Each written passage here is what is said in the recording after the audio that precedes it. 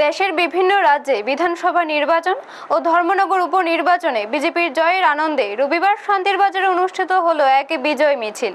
৩৬ শান্তিরবাজার মণ্ডল বিজেপির উদ্যোগে আয়োজিত এই মিছিলকে ঘিরে এলাকা জুড়ে সৃষ্টি হয় উৎসব মুখর পরিবেশ। মিছিলটি শুরু হয় শান্তিরবাজার বিজেপি কার্যালয় থেকে। সেখান থেকে শহরের বিভিন্ন গুরুত্বপূর্ণ পথ পরিক্রমা করে পুনরায় দলীয় কার্যালয় সংলগ্ন এলাকায় এসে এটি সমাপ্ত হয়।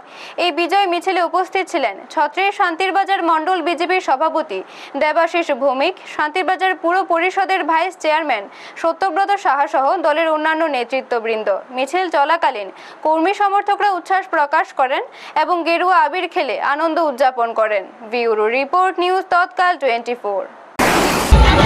সবাইকে শুভেচ্ছা এবং অভিনন্দন জানাচ্ছি এবং আপনাদেরকে পাশাপাশি আমাদের মণ্ডলের পক্ষ থেকে আপনাদেরকেও শুভেচ্ছা জ্ঞাপন করছি। এই উল্লাস দীর্ঘ পশ্চিমবঙ্গের 50 বছর পর ডবল ইঞ্জিনের সরকার, যেটা পশ্চিমবঙ্গবাসী কোনোদিন ভাবতে পারেনি।